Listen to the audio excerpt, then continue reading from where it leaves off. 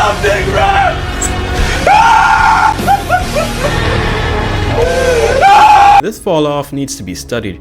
Remember the good old days when the T-Rex was first shown in 1993? A massive bioengineered hypercarnivore that can match the speed of a car and had no equals? I mean, just 2 years later they made the animal even more of a menace by having one wreak havoc in an entire city. But everything went downhill after the third movie. Ever since then, the writers for every movie going forward just gave the T-Rexes of the franchise the middle finger. They basically said, F off. I mean, what could justify a death like this? So that brings up the ultimate question. Are the T-Rexes in the Jurasssic franchise just big-headed glass cannons that can't hold their own against any other theropod their size? Or is something else at play? The short answer is no, and I'll get into that soon. But before that, major announcement. I usually put something like this at the end of the video, but in like 2 or 3 months max, your boy should finally be getting a PC that could run most games, so leave any horror game suggestions in the comments or just in the Discord. Preferably things with dinosaurs, but anything could work. So many have been asking when I'm going to do gaming content, so I think it's about time I put this laptop to rest. Oh, and hit the subscribe button. We're so close to 100k and I have something in mind for the channel once that milestone is met. Anyway, back to the main topic. Without stalling, the simple answer is no. The T-Rexes are not weak in this franchise in any way, shape or form. As a matter of fact, they're one of the more powerful species here.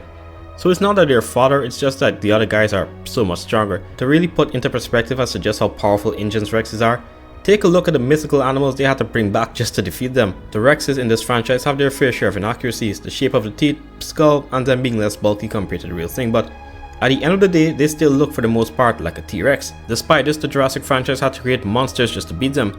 Zeb is a cool character, but he looks nothing like a Giganotosaurus. If they didn't say what animal he was, I would have said it was another hybrid made by Wu. They had to make the Giganotosaurus so outlandishly extreme just to be the T-Rex, and for most of the other megaceropods, the way they do this is by increasing the size. The T-Rex is currently, as far as we know, beats any other known megaceropod, unless that almost 12-ton Giganotosaurus fragment is studied more. But in this franchise, they basically left the Rex the same or didn't give it any extra features, and if they did, it wasn't a lot. In contrast, they buffed the Spinosaurus in both size and strength. Acid 87 had enough power to hold an adult T-Rex in place and snap its neck, and the durability to just shake off direct bites to the neck as though it was just a love tap, while it itself can fracture a raging T-Rex's neck with its bite force alone. Make it make sense. But even if they don't somehow buff other megaceropods to the point where they should be classified as monsters, they make dinosaurs of their own. Wu created an animal that was supposed to be more than 50 feet and 10 tons as an adult, but even when it wasn't fully grown, it was giving the most powerful Rex of the franchise before Rebirth the business. It sounds like I'm just bashing them and not really helping their case, but I'm actually showing you just how strong the Rexes in here are. Look what they have to create to match a fraction of their power. Do you know what would have happened if they brought back a Spinosaurus or a Giganotosaurus that wasn't as roided up as the ones in the films? They would have some buffs regardless because it's Jurassic Park, but if they tried to make any of these animals somewhat realistic like the T-Rex, they wouldn't be fighting to kill the T-Rex, they'd be fighting for their lives.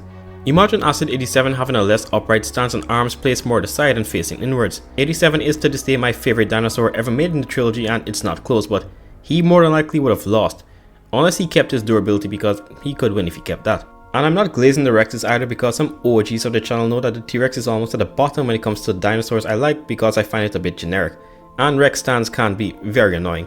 I mean, there was a video of someone just talking about Giganotosaurus carlini in the comments, and some dude typed T-Rex stomps. It wasn't even a fight video, just let it go. But the franchise's obsession of making every other megaceropod so buff to kill a T-Rex is a bit strange, and they know it too. As a matter of fact, the newest movie was supposed to have a fight scene where the T-Rex killed the D-Rex, which is the largest and most powerful land carnivore ever shown in the films. So I think they knew the Rex fans were tired of having their favorite dinosaur torn apart. So let's go over some abilities of the Rexes in this franchise. For one, they have the most powerful heads of anything here, and no, I'm not just talking about bite force. Once these things ram into something while trying, chances are that whatever it's fighting is going to topple over or be forced to the ground. That Bull T-Rex, even though he lost, was able to temporarily stun and bring Acid 87 to the floor. Then there's Bull doing this to a bus. Now I've seen someone in the comments tell me to stop using this as a feat because it's not hard. I don't think they realize just how strong a bus is. They more than likely just see it as a thin metal welded onto a long vehicle skeleton, but that's not the case. I've seen a car run into a bus at 50 kilometers and the damage wasn't that bad. I know Buck at the time of the Lost World was a little over 7 tons, so something of his size should not have much issue doing that, and you're right.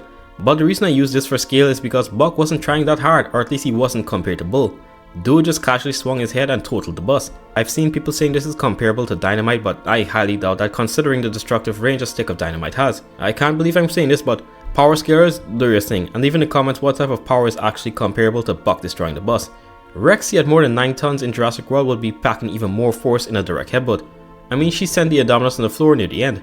Granted, the hybrid was wounded, but so was Rexy, and even though it's nowhere as significant as the fans make it seem, she wasn't at full health in the first Jurassic World movie, considering her abysmal go diet, and yet at the start of the fight she was actually overpowering the Caucasian menace at first. Only until the Indominus placed her claws on Rexy's shoulder did the tides turn. It literally took them attaching sickle claws to arms capable of throwing a truck into the air to pin Rexy down. And at least in Rexy's case, the T.rexes in this franchise are the most durable, with Acid 87 in close second place. Rexy has survived so many things that should have put her in the ground, some of which technically are plot armor, but I digress. Torn up by the Indominus Rex, poisoned by the volcano, and having her head stomped on by a 10-ton animal are no normal feats. But here's where I kinda start to have a problem. By the way, this is just what I think, but when they make these other beefed up theropods that clearly can't be taken down by a Rex on its own, with full health, they kill them or beat them in some dumb ways. Because after the bite of 87, I don't think the directors wanted as much hate in the future movies compared to Jurassic Park 3, so they developed some interesting ways of making the Rex win. For the Spinosaurus, it took Big E.T. catching him off guard in the moment he was released from the mind control to run him off in a confused state. And then there's Rexy's opponents. A Leviathan had to be summoned to give her a break, as well as a accomplice to distract the hybrid while she dealt the critical hits. But Zeb's death is the worst offense. Zeb basically left Rexy half dead and unable to move, but to keep her alive they had to catch. That's a spell! Willy Wigger, kill that nigga! Rexy somehow got up without limping or anything and then tag teamed the Giganotosaurus with the Theri. You're really trying to tell me that the moment Rexy regained consciousness, she basically gave the Therizinosaurus a cue to raise its hand so she could push Zeb onto it? That's one of the reasons Dominion is the worst movie from this trilogy yet, along with other factors, but this was a big one. Either you make the T-Rex kill them in a somewhat realistic way or just let the T-Rex die. They did fix this with the newest Rex in the movie, well, sort of. In Rebirth we are finally introduced to a Rex that could actually beat most of the other Megaceropods in the franchise. It's the biggest and most powerful Rex yet, but that's where the praise stops. For all of us who've watched the movie, I'm sure you realize they basically blueballed us with the trailer. From the trailer, everyone was expecting the T-Rex to play a bigger role in the movie, but unfortunately the trailer itself was like half of the animal's screen time. It was just a one river scene and that was it. Only a few other dinosaurs showed up in different scenes like the Mutodon, and that's just because one was introduced by murking a raptor while this guy took a piss, and the D-Rex, which was barely shown at the beginning but then introduced to the end, where it arguably had the hardest intro in the franchise yet by chomping down on a helicopter. However, I still was expecting the Rex to play a more crucial part in the story like the trailer implied. Even though the fight scene was scrapped, I think they could have used him for something else, but hey, at least we finally have a Rex that's now as big or even bigger than the other monster theropods InGen made, that can actually overpower them. I mean, Ember was deemed so dangerous that they didn't release him on Site C with the other Rexes because he was that deadly. Not to mention he behaves more like a real animal compared to the other Rexes. He stalks and assesses instead of just crashing out the moment he sees something, and he has some abilities that set him apart, like the ability to swim so good it will make Acid 87 nervous, and the speed to basically vanish over a short distance. My boy woke up from a nap, saw a raft and just decided to disappear. But even without Ember, all the other T-Rexes we see from the first movie to some of the latest are very powerful. Outside of fighting the other Megaceropods, some have other good feats of their own. Like Big E.T. from Chaos Theory, she temporarily took out the Atrociraptor squad and grabbed the Mega Allosaurus by the back and slammed it onto the floor. And if it isn't obvious, this video isn't me talking down on the other dinosaurs. Even though they're wildly inaccurate, Acid 87 still remains a fan favorite, which I can attest to. And the Indominus Rex opened a whole new window for the franchise like never before. I mean, no other Jurassic World movie so far can beat the original due to her introduction and abilities. Still, even though I'm guilty of downplaying the Rexes sometimes, they aren't weak. They were just put up against even more heavily bioengineered dinosaurs because if they were more accurate, they wouldn't stand a chance against the Rexes InGen created. It's all marketing basically. Introduce a dinosaur that can kill a T-Rex even if it couldn't in real life.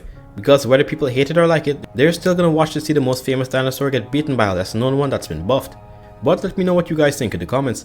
Are InGen's T-Rexes just overly downplayed due to the events after Jurassic Park 3, or do you believe they are in fact just weak for what they are? Anyway, that's just about it for this video. Don't forget to like, share and subscribe. I'll see you guys in the next upload.